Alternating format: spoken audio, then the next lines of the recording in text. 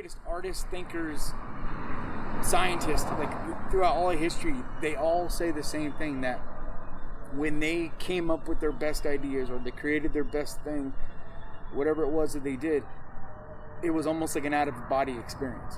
They don't really know where it was coming from.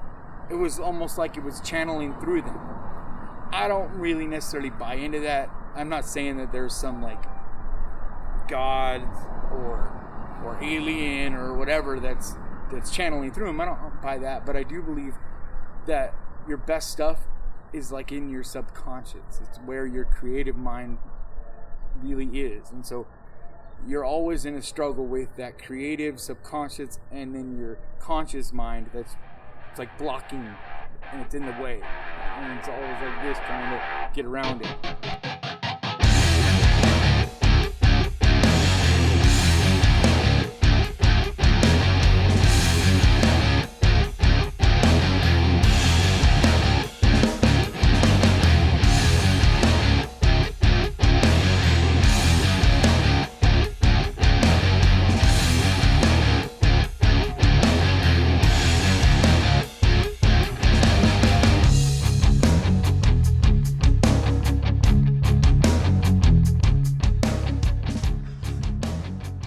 Well, I guess I was self-taught, but I feel like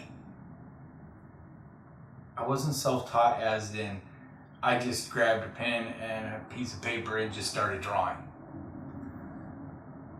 I studied, still do, never stopped. Studying the masters, reading everything that there is to read, looking at everything there is to look at, studying every form of art. So was I formally trained? No, but I think I've learned as much or more as I would have from books and from other people as I would have in any art school in the country. And one of the biggest reasons I didn't go to art school was because I'm a poor person that has to work all the time. And I can't afford, I have never had a mom and dad.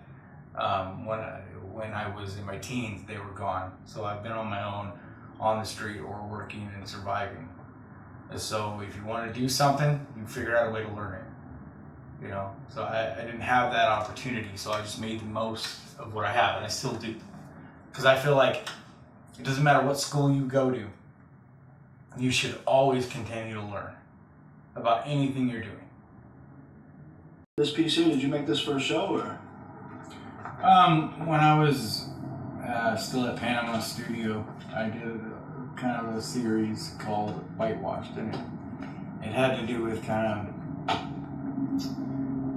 how we put a band-aid on a lot of problems in our society. Like, every day on my way to my day job at the time, I was driving past a bunch of these houses and like, you know, really dilapidated buildings, and you know, and it was amazing that families were still living in some of these houses. And it made me think about how so many times you'll go by a place and it's like this old fallen down building, and the city will get it, you know, like get money together and act like they're redoing them all. And in so many situations, they just basically put a nice paint job on them, just so that the rest of us looking over there think that they're, you know, fixed it and the city did the right thing or whatever. And it's so often they're not really fixing any problems. They're just putting a coat of paint on it. So that's kind of the idea with these, was to represent the lowly, dilapidated elements of our society, and how most times instead of, we don't necessarily fix it, we just try to make ourselves feel better by throwing a, you know, quick shitty paint job on them. That's what this series. I did a number of sculptures like this one for that series. I mean, to me, it's always a struggle of creative freedom, finding something that, like whatever medium, expresses what I have that I'm trying to get out the best. So like that's why I choose whatever medium. It's not about what I enjoy, because I don't really enjoy, I don't necessarily enjoy the art process, period. You know, I feel like it's semantics maybe, but I hear way too many people say, oh, you must have fun doing that. No, there's nothing fun about what I do. You know, is it necessary? Yes. Do I feel a form of release when I get it done and it's the way it was a completed release? Like I felt like the burden was lifted. I got out of me what I needed to get out. Yeah, it feels like relief, but that doesn't equate to having fun. Like there's a lot of pressure, and then it's like a struggle. There's this war, this inner struggle a lot of times when you're trying to get this thing out of you. And I mean, if you're someone that paints pretty little fucking flowers, then yeah, maybe it's fun. But when you're someone that dives deep inside and pulls stuff that's from in your gut that's rotting, and you pull it out to the surface, there's nothing fun about that. I mean, you got to go back in your life and remember things you don't want to remember, or see things in the world that you don't want to see or think about. But to me, if you're going to do things that have some kind of impact and are important, then that's the necessary part of it. It doesn't mean it's what you want to do, but in my case, I feel like it's what I have to do, what I'm meant to do. It doesn't matter what I want.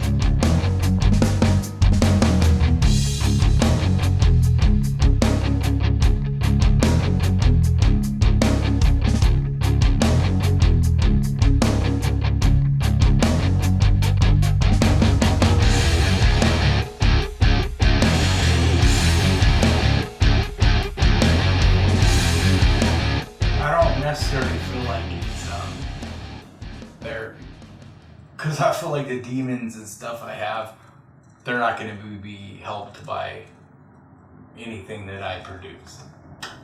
To me, I feel like the stuff that I create can be useful in helping other people, getting messages that are important across. But I think my biggest goal and the most important thing to me, the main reason I do what I do, it's not why I do what I do, but it's why I show what I do.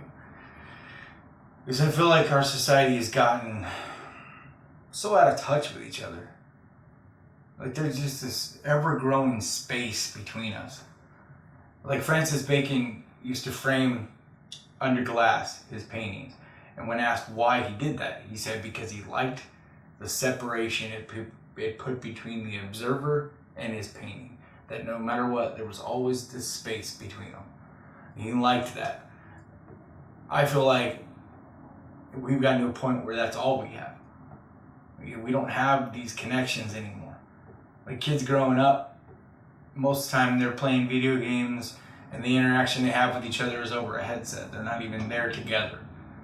I mean, social media is become almost the main reason or main way that we communicate. And like anything else, I'm not saying that social media is bad or technology is bad. I don't. I think it's great. But like anything else, too much of anything is a bad thing. And so with my work, I feel like I can inject a little bit of something that helps close that gap, even if it's just for a moment. And so like when people look at my work, I just want them to have a reaction. It could be positive, negative, it doesn't matter to me.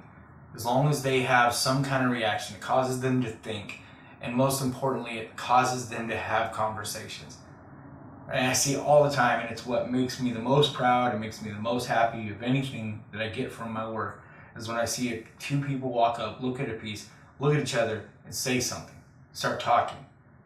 Sometimes it's, this is awful, like what the hell is this, or this makes me feel fear, or this, whatever. If it made you feel something, and it made you talk to someone about what you felt, then to me that's a successful piece that I created.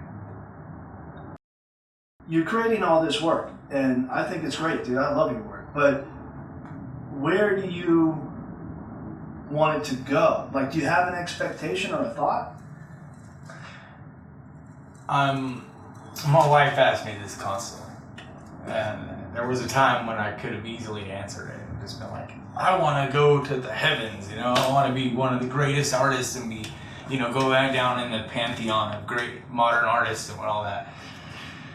It's more about my art now. It's more about it than it is where it goes. I feel like my life is going to be a struggle no matter where it goes. So it's more about what it does. And for me, it's just I want to just make it better. I want it to have more of an impact.